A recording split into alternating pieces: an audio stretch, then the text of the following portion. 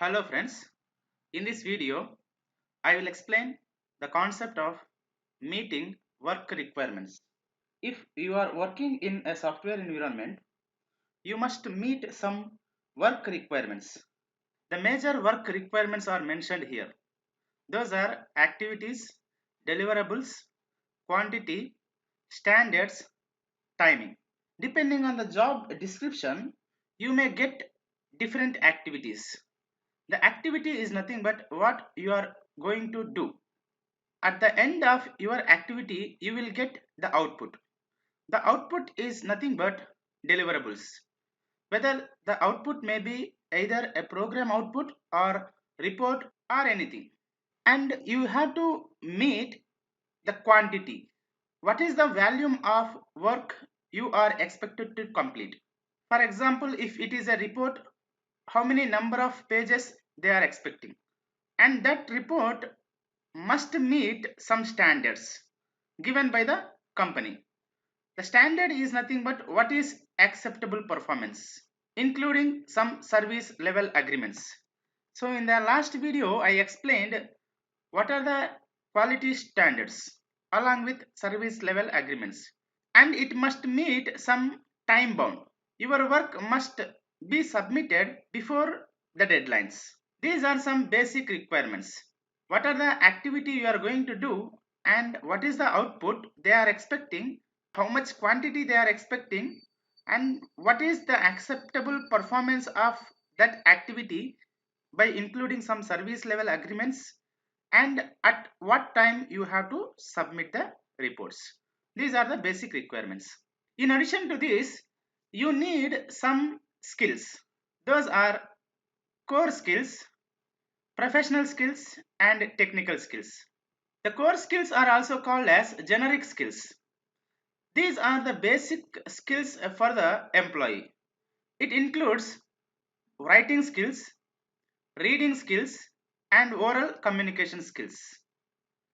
In the writing skills, you need to know and understand how to complete the accurate work with attention to detail. For example, they have assigned work to submit the report of your activity.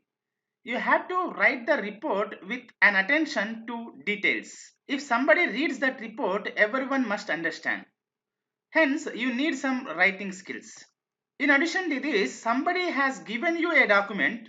In this case, you need to understand what is the document contains. So for this, you need to know and understand how to read some instructions or guidelines given in any report or by the company, and procedures, rules, and service level agreements. If you are able to understand all these things, then only you are able to do the activity in a right way.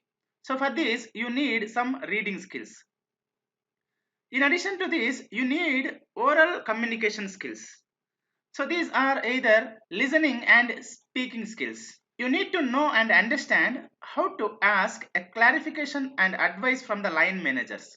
Now you have been assigned an activity. If you have any doubt in that activity related to any service level agreement, you must be in a position to clarify a doubt. You have to ask the doubt for the line manager. So then at this case, whether you are able to communicate with the line managers or not.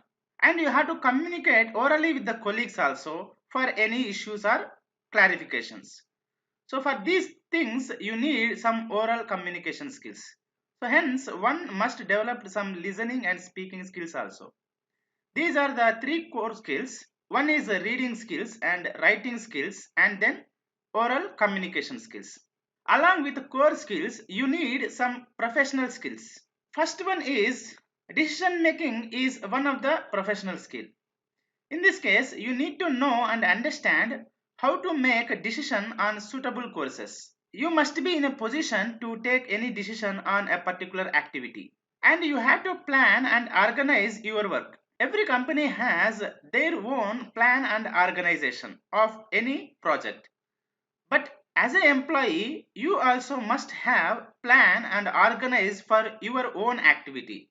The point here is you have to plan and organize your work to achieve the targets and deadlines. If you don't have any plan and organizing the activity in a right way, then you may not be able to submit the work on time. You have to agree the objectives and work requirements. As a input, the line manager will give the expectations of the activity. The expectations are nothing but what is the expected output of that activity. If your actual output reached to the expected output, then only the line manager will be satisfied.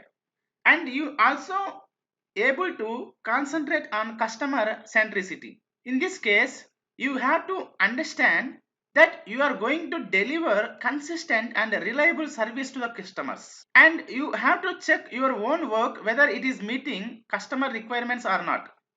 I already told you in the previous point, if the customer requirements are met, then only we can say we have created a quality product. Otherwise, we can say the product quality is poor. But however, you are not going to develop a complete product, you are preparing the program, or you are working on only a particular module. At this case, you have to check whether that module is meeting the customer requirements or not. If all the modules are meeting the customer requirements, then we can say the whole product is meeting the customer requirements. And you must be in a position to solve the problems. That is the point here. Refer anomalies to the line manager. If you have any issues in your work or any inconsistencies in your work, then you have to inform to the line manager and seek clarification on problems from others.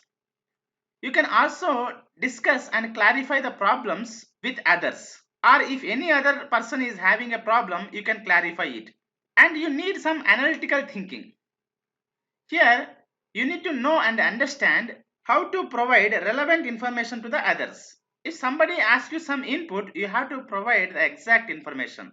You should not simply pass the inconsistent information.